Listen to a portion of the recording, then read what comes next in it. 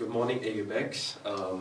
Today, welcome to our first ever podcast episode, and we're going to be speaking about should there only be one language in the world. My name is Braxton, and I speak English, Mandarin, and Spanish. My name is Egebek, and I speak Turkish, English, and a little bit of Spanish. So the reason, I guess the reason why we kind of chose this podcast episode today is because we realized that there are many arguments for why we should speak English and not learn other languages, right? Yeah.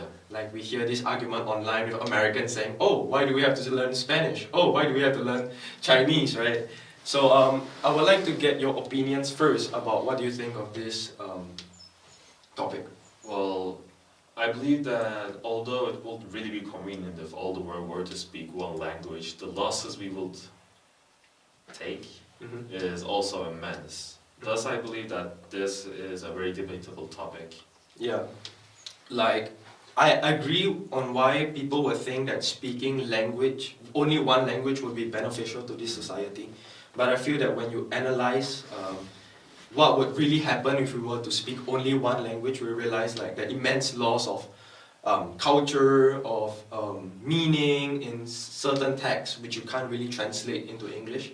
But let's start off by talking about the advantages of speaking only one language. Yeah. So, okay. So one of the main advantages that come to mind is unity. As if everyone were to speak one language, then we will be able to travel to anywhere in the world we want to, and we will just be able to understand each other.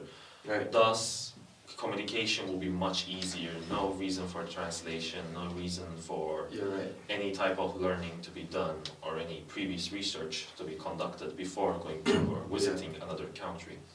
Yeah, and I also feel like I agree with you. Like it will make global communication way easier. Yeah. And the thing is, I would really like to speak only one language because my grandparents, I have a language barrier with my grandparents. I can't speak Chinese fluently, and my grandparents cannot speak English at all.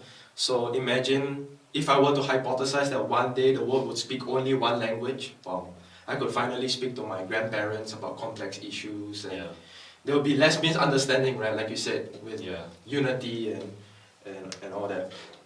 So the second argument which I really thought about, which was interesting, is the economic benefits of only speaking one language. Do explain. What do you think can happen? Right, so basically I'm personally from Singapore, and in Singapore we really push for English to be the more dominant language. This is because, you know, the whole world speaks English. Yeah. I mean, more or less the whole world speaks English. Yeah, majority. Yeah, and this will make like global trade way easier, right? Compared to if, oh, you speak Turkish, I speak Chinese. Okay, how are we gonna do business and all that? So I think that economic benefits are also one of the more advantageous aspects of this. Yeah. Speaking only one language. I do agree with that, especially when it comes to immigration and when immigrants try to work in other places. Right. They usually struggle to find jobs due to their lack of language. And that also makes that process way easier than what it used to be. Right. So, not only just worldwide communication and global trading, it also makes access in personal areas much simpler. Yeah, no, actually, like talking about this, my mom actually had problems finding jobs and integrating into the Spanish society because my mom doesn't speak Spanish. And it was really hard for her to speak to people in Spain because not everybody in Spain speaks English, right? I mean, it's not their fault. But if everybody were to speak English or another language, for example, it would be good. Like, she would definitely have integrated already, I think, into the society. My family suffers from the same aspect where both neither my dad nor my mom can speak nor understand Spanish. So they've been locked in their house working from home to make business in Turkey. Yeah. They're not capable of earning any money here. Yeah, and I feel like the differences in languages as well blocks communication with older people because certain older people, you know, they have restricted education, they did not learn English in school, therefore, you know, it's kind of hard to speak with them. Or the mentality can also sometimes get in the way of their culture. And the great thing is, because everybody is doing the IB, I mean, everybody in this school is more or less doing the IB. Yeah, more or less. Speaking one language really makes this system more efficient.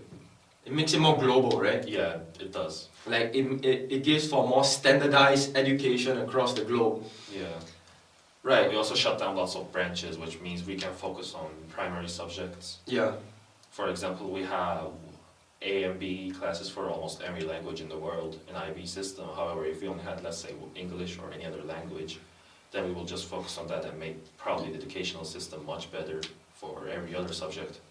So you're saying like if we only could focus on one language, it would be way better, right? Yeah, Right. more developed. However, with all these advantages, obviously there are disadvantages, and that's why I think adopting only one language will not be good.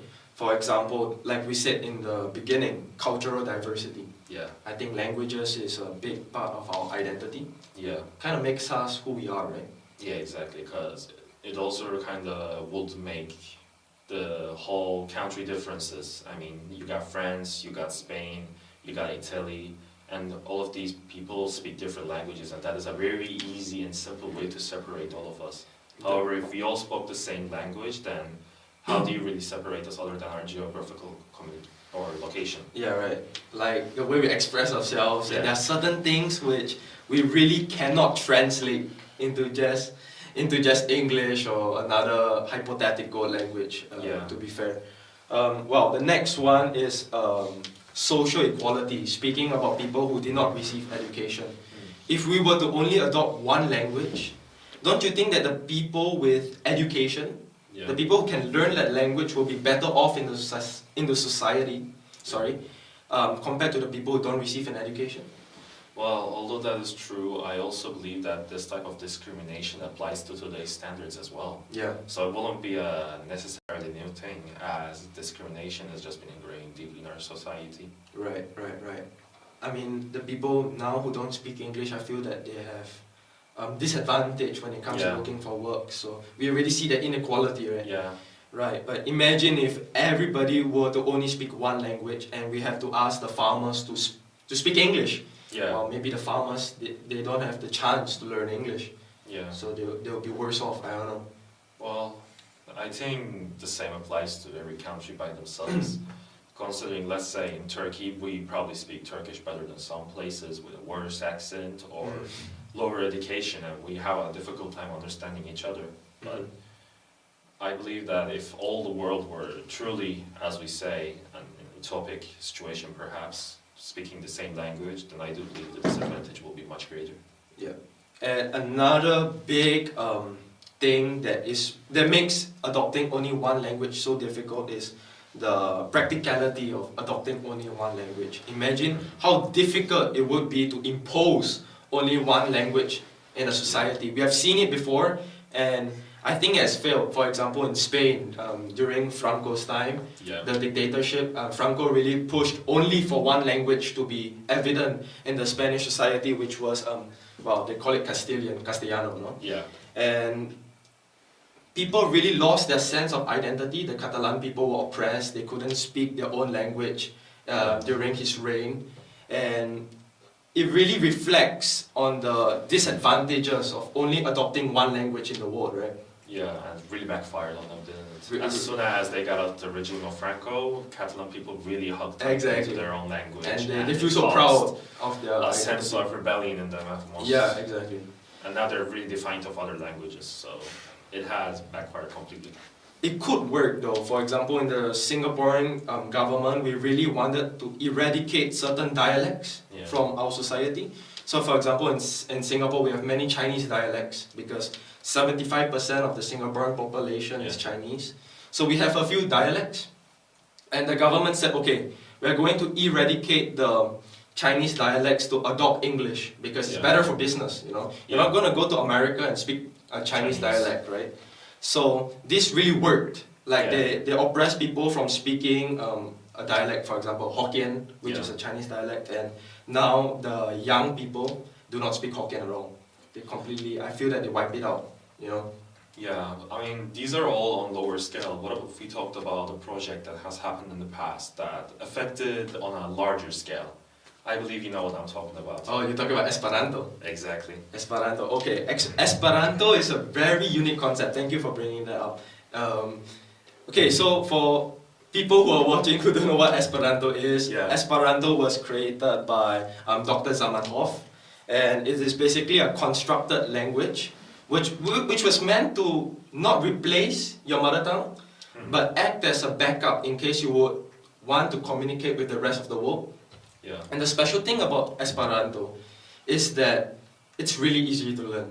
Yeah. Really, really easy to learn. Exactly. So they took a few Romance languages, Italian, Portuguese, Spanish, they made it into one language Yeah. so that anybody could adopt it. However, the main criticism of Esperanto is that it's only easy for people who speak another Romance language. Yeah. So for example, Turkish, if I'm not wrong, they have a different They alphabet. are very different, yeah. It has no similarities with Spanish or Italian. Right, so an easy language like Esperanto would be kind of technically difficult for you to learn as well if you were to not. If I had any knowledge of Spanish or Right. anything else, I definitely will struggle according to what I've seen from the language so far. So this kind of emphasizes the practicality of adopting only one language, because Yeah. how is it that we're going to impose one language in the world that anyone can adopt easily, right? Yeah. We have Chinese, which is totally alien when it comes to language, alphabets and all that Yeah. type of stuff. They're completely separate Right. languages. The only way we could really adapt this whole situation won't be us, let's be honest. It will be a couple generations after us. Because this is such a big change and it will take such a long time to learn all of these. Exactly. To teach people with lesser knowledge, higher knowledge. These are completely different subjects. Yeah. It's completely impossible almost.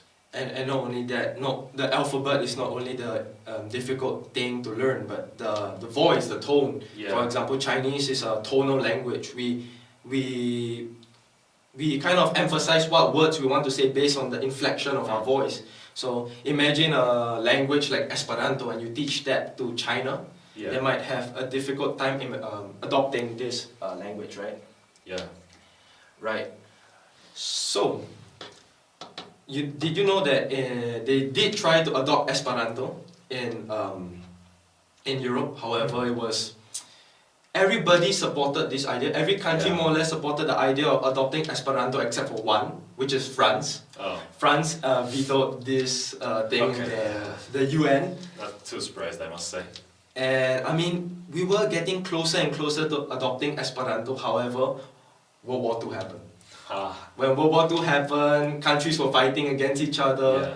Yeah. Esperanto was actually banned by Nazi Germany and the USSR. So, so yeah, after a while, we did not end up adopting Esperanto. Yeah. And it ended up, unfortunately, dead. Yeah.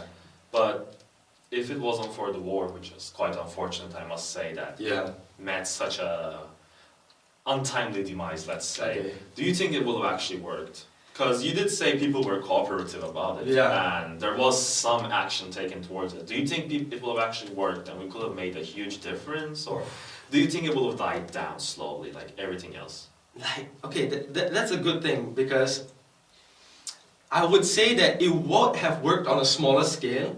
Like certain people would adopt it to speak in the parliament and everything. But it would be so difficult to impose Esperanto on the younger generation. Yeah. Because we would have to probably use Esperanto in movies, in songs to make it cool for the younger people to adopt, right? Yeah. If not, they're just going to be like, okay, I'm not going to speak it. It's not cool. Yeah. But I believe the older people might have posed a bigger challenge, as they are very, very deeply connected to their roots. Yeah. And they're less, let's say, open-minded about these new changes. Mm-hmm. So I feel like older people also look in a big, serious issue when it comes to this big change. Right.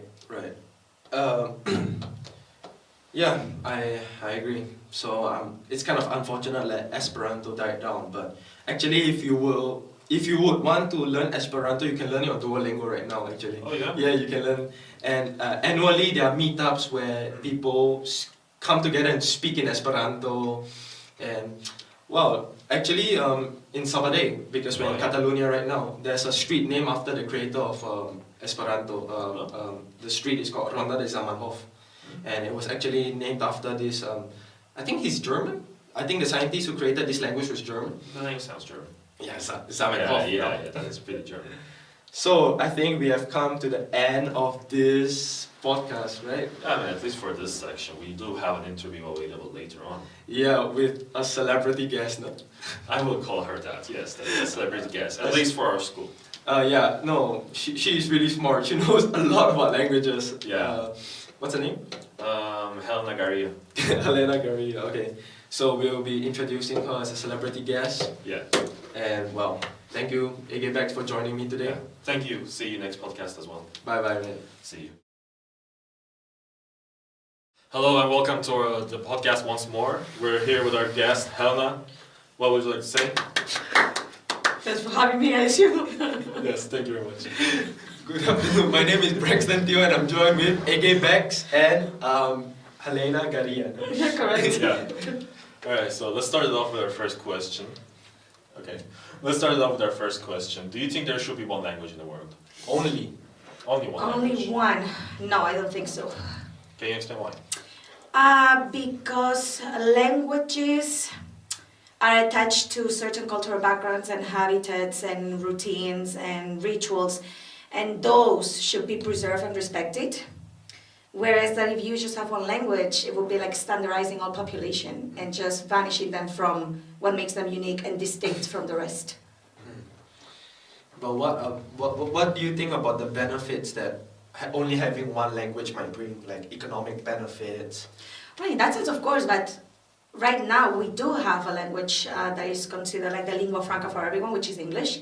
It's working well, especially with the fact that it accepts different dialects, different accents, and all these kind of things. And that also brings back all the uniqueness and the things that make us different from one another. So in terms of business and communication, of course, but without banishing all what makes us peculiar and unique. So you think that everybody should adopt English as a second language, but maintain their own? For sure, of language? course, Okay. of course. In terms for you to be able to fit in, but also in terms of learning something new, because when you are acquiring a new language, you are learning something else, you're expanding your view of the world and you understand other people better. So I think that also we shouldn't overlook the fact that learning a language is a very useful skill.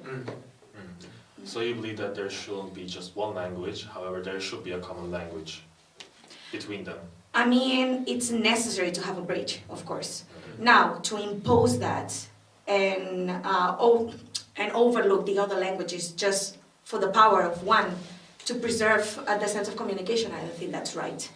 Okay, so second question will be, have you ever heard of the language called Esperanto? Yes, I have. And can maybe get your opinions on that?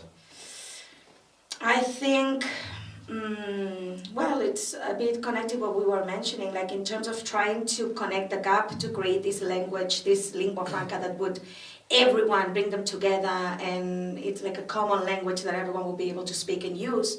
I understand that on paper is very nice, but again, if you use it as a tool to repress other people and take them from what makes them themselves and their identity, which is also their language and their cultural heritage, just for the sake of speak one language and that's it, then I don't like it. Alright. So since Esperanto failed, do you think that in the future, in the near future, Europe will have a common lingua franca, like for example adopting English or another concept like Esperanto in the future?